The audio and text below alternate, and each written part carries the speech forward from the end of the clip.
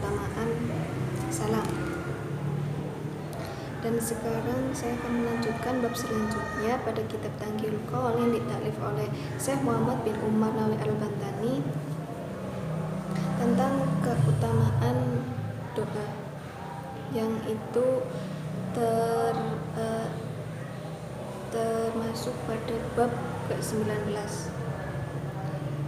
Sering kita ketahui sebagai seorang santri, kitab Tanqihul Qaul itu sangat memacu sekali untuk kita untuk dipraktekkan di kehidupan sehari-hari, dan sangat banyak nilai kehidupan, nilai yang bisa kita ambil untuk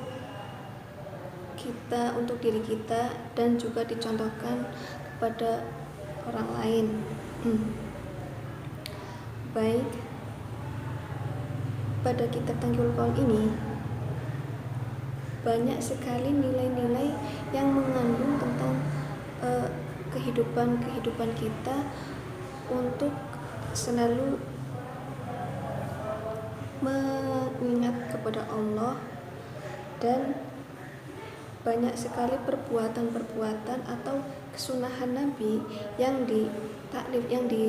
ditulis dalam kitab Tanqihul Qaul ini oleh Syekh Muhammad bin Umar Nawawi Al-Bantani, sehingga kita bisa mengerti tentang apa itu keutamaan doa, adab salam, keutamaan salam, dan lain sebagainya, sehingga kita seorang santri pun bisa mengetahui hal sekecil itu pun sangatlah berharga. Pada hakikatnya kita seumuran kita biasanya mengabaikan hal kecil yang semisal dalam hal mengucapkan terima kasih atau maaf itu pun sudah tidak dibiasakan, sehingga miris sekali moral yang sekecil itu pun tidak dipakai untuk kehidupan sehari-hari, sehingga kita sebagai seorang santri sangat bersyukurlah karena kita mengaji kitab Tanqihul Qaul yang bisa memberikan nilai kehidupan untuk kita sendiri, belajar untuk mengerti tentang apa itu kehidupan dan kegunaannya kita di dunia ini, dengan mengerti tentang kehidupan yang lalu pada zaman Nabi, yang kemudian ditulis oleh para sufi, yang sehingga pada menciptakan banyak sekali kitab-kitab yang menerangkan tentang perbuatan-perbuatan untuk kita praktekkan di kehidupan sehari-hari. Baik, di sini saya akan melanjutkan bab selanjutnya, yaitu al-babu asyara bi batilatid du'a. Al-babu utawi iki iku bab iku asyara kaping 19 fi badilati ing dalem fadilahe keutamaane doa.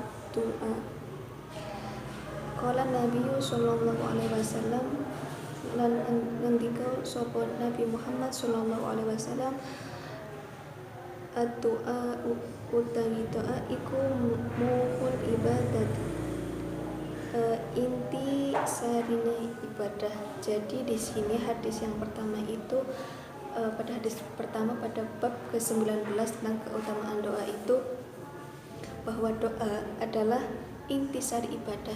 Jadi apabila kita melakukan sebuah perbuatan atau kita mau melakukan sesuatu dengan diawali dengan doa, itu merupakan ibadah. Sehingga kalau kita pun mengakhiri itu dengan ibadah, mengakhiri itu dengan doa, itu pun menjadi ibadah untuk kita. Misal pada kita mau melakukan ujian, di awal kita sudah berdoa, dan ketika selesai kita pun harus berdoa juga. Banyak sekali kita melalaikan dari kita melalaikan tentang doa, yang doa itu pun doa yang sangat mudah kadang dilalaikan oleh seumuran kita yang mungkin nggak tahu, nggak belajar atau gimana. Tapi pada hakikatnya doa itu sangatlah dianjurkan untuk kita yang mengerti tentang adab doa, tentang keutamaannya, kegunaannya untuk apa aja. Itu selalu kita bersyukur karena kita itu mengerti tentang apa itu doa. Karena apa? Karena dan selanjutnya doa itu sangat manjur sekali. Karena apa? Karena misal kita mau pergi mondok, biasanya kalau kita yang dari desa itu kalau mau pergi mondok, awal mondok itu pasti orang tua kita itu mengadakan selamatan atau doa untuk kita, semoga kita dalam mencari ilmu itu diberi kemudahan, kelancaran, dan keberkahan untuk mendapatkannya. Dan biasanya doa itu selalu kita gunakan para santri dalam mau memulai hari pembelajaran yang dipimpin oleh ustadz kita. Misal mau memulai membaca kitab kuning, kita para santri dan ustadz pun mengirim hadiah Fatihah atau doa untuk pengarang atau taklif kitab tersebut. Jadi apa? Doa itu sangatlah dianjurkan sekali untuk kita untuk mengerti atau untuk selalu kita praktekkan dalam kehidupan sehari-hari. Karena apa? Karena doa itu sangatlah ibadah, sangat manjur atau sebuah perbuatan. Doa itu bisa perbuatan yang apabila kita diucapkan dengan bismillah misal, itu pun bisa menjadi ibadah untuk kita. Jadi apabila kita mau melakukan sesuatu perbuatan dengan diawali doa, itu pun menjadi ibadah untuk kita. Jadi kehidupan kita itu selalu diberikan selalu beribadah hidupnya. Suatu ketika ada seorang sufi yang menanyakan kepada Rasulullah SAW tentang pencobaan itu dilakukan secara sadar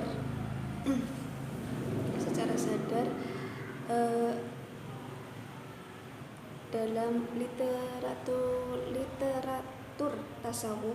Para sufi itu disebut bukan saja bisa bertemu dengan Nabi itu dalam keadaan sadar, tetapi juga terjaga, melainkan juga dalam keadaan itu tidur atau dalam mimpi. Dan sufi tersebut berkata kepada Nabi, "Wahai Rasulullah SAW, saya suka minum kopi," kata sufi tersebut. Tanpa banyak kata, Nabi Muhammad SAW pun langsung memerintahkan seorang sufi tersebut untuk membaca doa khusus saat hendak menyeruput kopinya. Yang pada doa khusus tersebut itu yang berarti tentang, "Ya Allah, jadikanlah kopi yang saya teguk sebagai obat atau cahaya bagi penglihatanku, kesehatan bagi rohaniku, badanku, penawar hatiku, obat sebagai segala penyakit. Duhai Zat yang maha kuat dan maha teguh." Dan kemudian membaca Bismillahirrahmanirrahim. Kemudian Nabi pun melanjut bersabda, "Malaikat akan terus memintakan ampunan untukmu selama rasa kopi masih menempel di mulutmu." Jadi apa? Ada seorang sufi yang me- me- menanyakan kepada Rasulullah SAW tentang kesukaannya dalam meminum kopi. Rasulullah SAW pun memberikan doa khusus untuk sufi tersebut yang menyukai kopi. Jadi apa? Jadi kita bisa simpulkan bahwa doa itu sangatlah penting atau sangat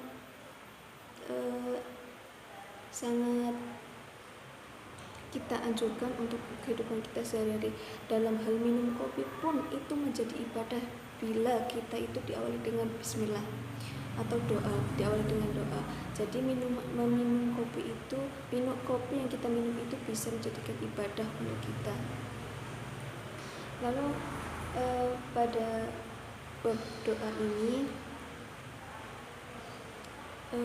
banyak sekali yang bisa kita ambil nilai-nilai positifnya atau nilai-nilai kehidupan yang bisa kita praktekkan dalam kehidupan sehari-hari. Banyak yang melalaikan tentang doa tentang misal doa sejagat raya pun kadang seorang santri kadang masih bingung tentang doa sejagat raya itu apa, doa seperti apa. Dan kalaupun mau melakukan sesuatu kadang lupa membaca doa atau misal membaca bismillah, itu pun bisa disebut doa. Bismillah yang katanya mudah sekali untuk kita ucapkan itu pun sangat sudah lalai untuk kita ucapkan dalam mau melakukan. Mungkin cukup sekian untuk membaca kitab atau penjelasan kitab dari Tanqihul Qaul yang bab ke-19 tentang keutamaan doa. Jadi kesimpulannya doa itu adalah intisari ibadah. Jadi apabila kita melakukan sesuatu atau perbuatan sesuatu diawali dengan doa dan diakhiri dengan doa, itu sudah menjadi atau simpanan amalan kita untuk ibadah. Segala apapun kita diawali dengan doa itu menjadi ibadah untuk kita. Jadi kita seorang santri kalaupun mau melakukan sesuatu harus diawali dengan bismillah. Mungkin cukup sekian dari saya. Nantikan video selanjutnya, bab selanjutnya di minggu yang akan datang. Sekian, wabillahi taufiq wal hidayah. Wassalamualaikum warahmatullahi wabarakatuh.